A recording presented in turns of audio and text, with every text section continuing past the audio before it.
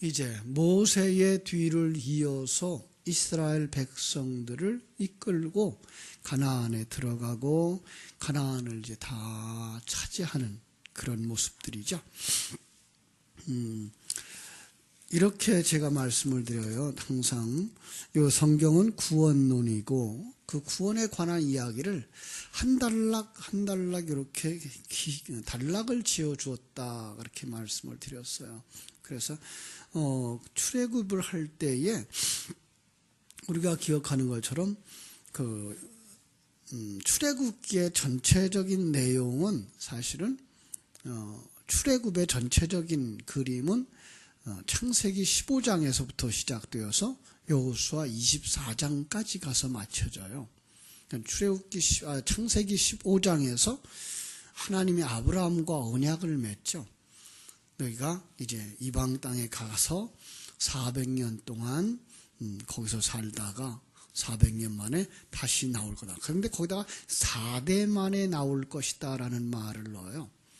그래서 그 4대가 아브라함이 1대고 이삭이 2대고 야곱이 3대고 요셉이 4대예요. 그래서 이제 그 출애굽의 전체적인 과정은 요셉의 그 유고를 메고 나오는 데서부터 시작해서 요셉의 유고를 가나안 땅에 장례하는 데까지가 출애굽의 전체 과정이 되는 거예요. 결국은 그 요셉은 누구를 상징한다고요? 그리스도를 상징하는 거죠. 그리스도 안에서 구원의 완성이 이루어지는 거야 라고 가르쳐 주는 거예요. 바로 그런 면에서 이 출애굽의 과정은 이제 그리스도 안에서 이루어지는데 그걸 또 표면적으로 나타나는 그림은 모세와 여호수아를 통해서 완성되어지죠. 그런데 약속의 땅을 주시고 모세는 약속의 땅에 못 들어가는 그림을 그려주고 여호수아는 모세의 뒤를 이어서 그 광야에서 태어난 사람들, 옛사람들은 다 죽고 새 사람 되어진 그들을 데리고 이제 가나안 땅에 들어가는 예수와 그리스도의 형상을 우리가 모세와 여호수아를 통해서 볼 수가 있는 거예요. 모세는 율법을 상징하죠. 율법이라고 하는 것 그냥 하나하나 이런 항목의 율법이 아니라 표면적으로 보이는 것, 그죠? 그래서 그 율법을 가지고는 천국에 못 들어간다라는 걸 보여주기 위해서 모세가 가나안 땅에 들어가지 못하는 거예요. 그리고 그 율법 안에 담겨진 진리, 그 진리의 사람들, 그게 그리스도죠. 그리스도인, 그리스도의 영을 가진 자들, 그리스도의 생명을 가진 자들이 이제 가나안에 들어가는 거예요. 그러면서 이제 여호수아가 펼쳐지는 겁니다. 이렇게 모세는 떠났고 그리고 모세의 뒤를 이어서 새로운 지도자 여호수아가 그들을 이끌어가는, 아주 쉬운 얘기로 말하면 성령의 인도함을 받아 가나안에 들어가는 그 과정. 역사적 시간표에서는 또 그것은 또 다른 하나의 그 구원론의 시작이죠. 작게 보면. 왜냐하면 여호수아와 함께 요단강을 건너서 가나안 땅에 들어가는 그 그림이 마치 모세를 통해서 이스라엘 백성들이 홍해를 건너서 이제 광야로 나오는 그림과 거의 같아요. 그래서 광야 생활도 그들은 옛사람을 벗어버리고 새사람을 완성되어지는 그림으로 우리에게 그려주는 것과 똑같이 여호수아를 통해서 이스라엘 백성들이 가나안 땅에 들어갈 때에 출애굽에서부터 가나안까지 말할 때의 가나안은 천국이지만 또 다른 그림에서의 이스라엘 백성들을 이끌고 가나안 땅에 들어가면서 그 땅에 있는 7 족속을 다 멸하라라고 하는 이야기를 가지고서 이것도 이제 우리들의 신앙생활의 시작이다라는 거예요. 그래서 가나안 땅에 들어가는 그 그림이 우리들 속에 뭘 얘기하는 거냐면 우리들 속에 옛사람을 다 벗어버려야 되는 그 그림을 그리는 거예요.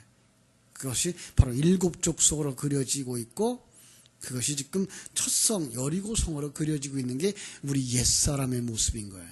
그러니까 옛사람이 얼마나 강한지를 여기 이제 볼 수가 있는 그림들이 나오는 거죠. 자, 1장부터 우리가 간략하게 보면 그렇습니다. 하나님께서 여호수아에게 이렇게 말하죠. 여호와의 종 모세가 죽은 후에 여호와께서 모세의 수종자 눈의 아들 여호수아에게 이렇게 말씀하십니다. 내 종 모세가 죽었으니 이제 너는 이 모든 백성과 더불어 일어나, 그죠? 일어나. 이 요단을 건너 내가 그들 곧 이스라엘 자손에게 주는 그 땅으로 가라. 약속의 땅으로 들어가라. 그러면서 이제 하나님이 그가 해야 될 것 쭉 얘기하는 가운데 중요한 얘기가 6절 말씀. 강하고 담대하라. 그죠? 너는 내가 그들의 조상에게 맹세하여 그들에게 주리라 한 이 땅을 이 백성에게 차지하게 하리라. 그렇습니다.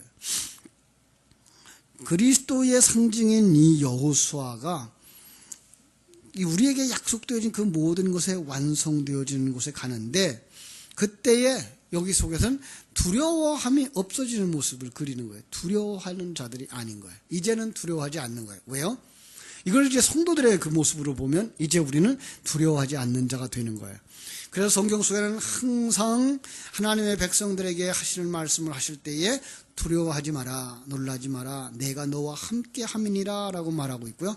그 다음에 이제 요한계시록에 쭉 나가서 요한계시록 21장 8절에 가면 두려워하는 자들은 천국에 들어가지 못하고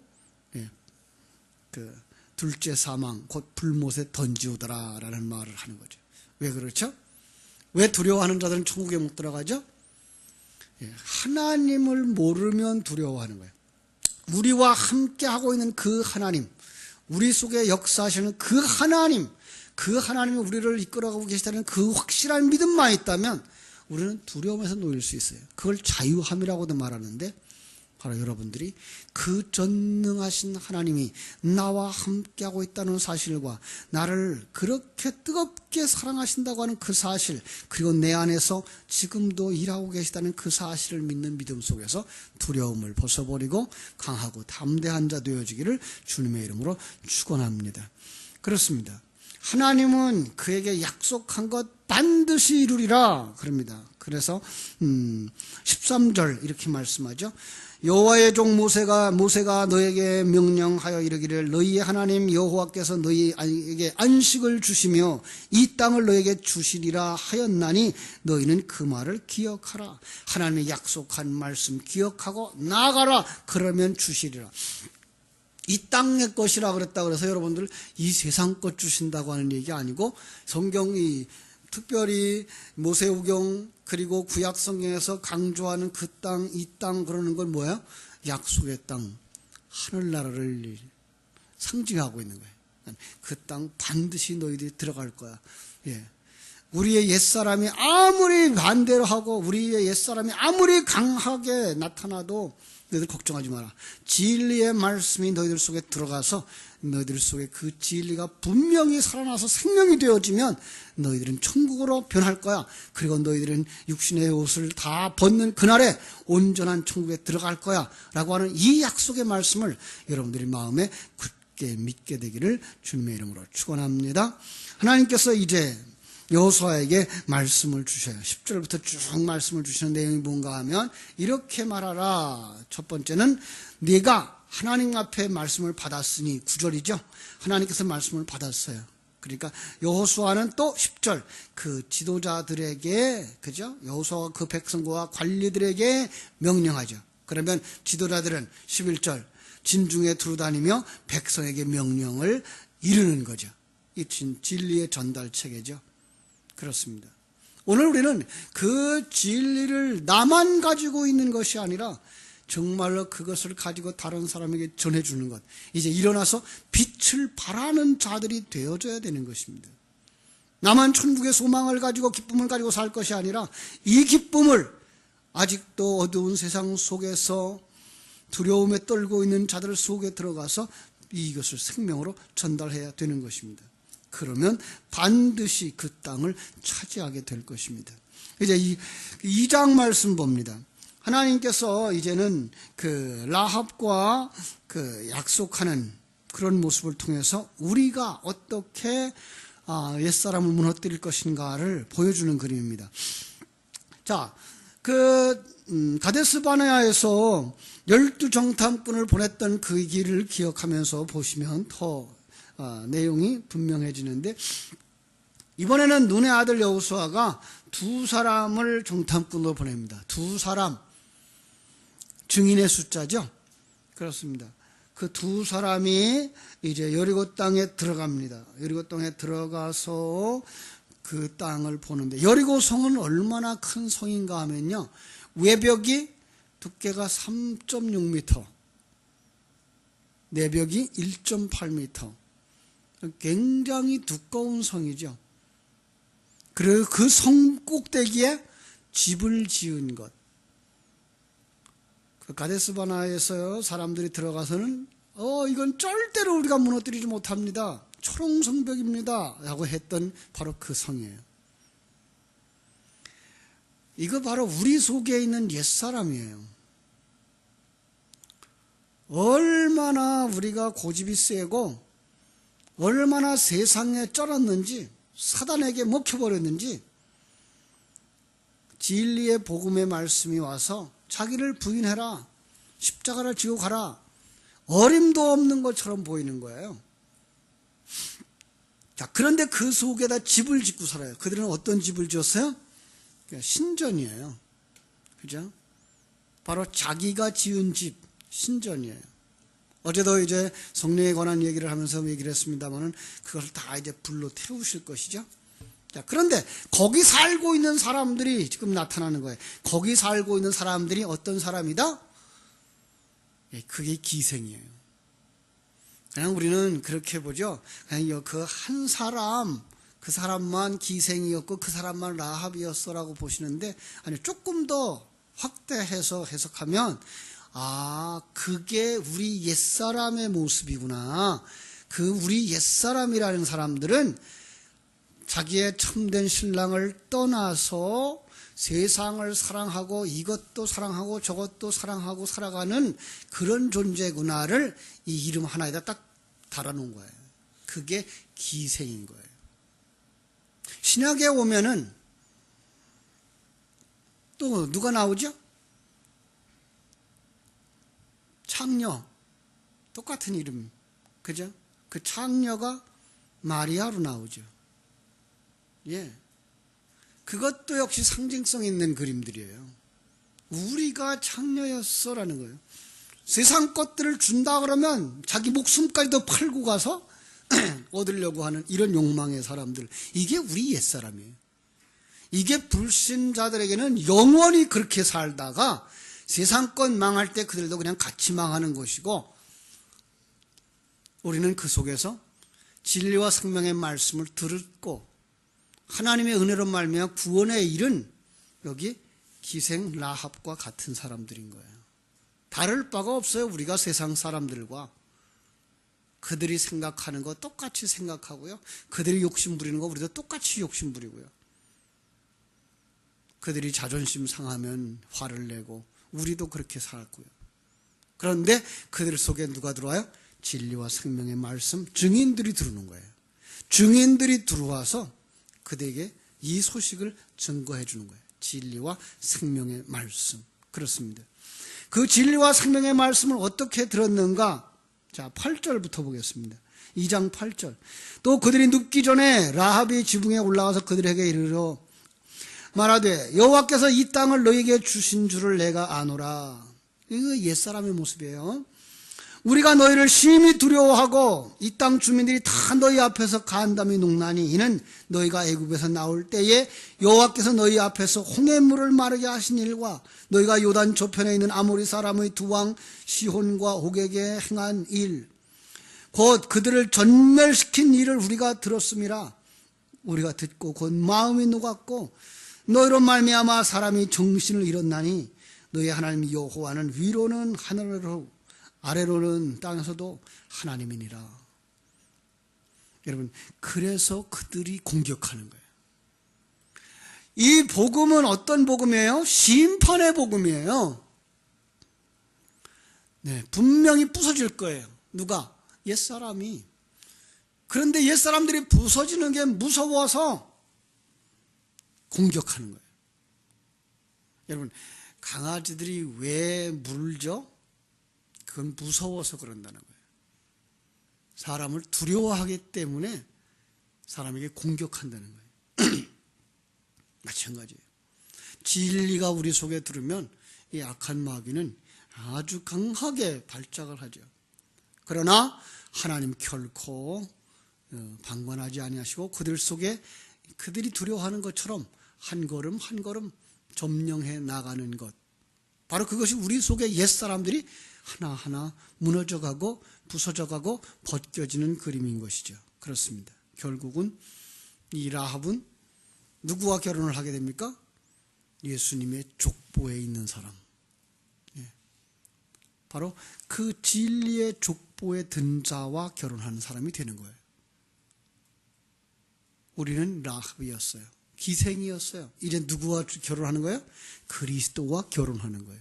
그래서 믿음의 사람들의 족보에 올라가는 사람들인 거예요. 그렇습니다. 그래서 그들은 이제부터 그 약속의 말씀을 붙잡고 세상 사람들의 눈으로 그냥 글자적으로 그냥 보면 기생 라합은 어떤 여자예요? 나라 팔아먹은 매국자예요. 그죠? 아니요. 그게 아니고 우리 속에 있는 얘기예요.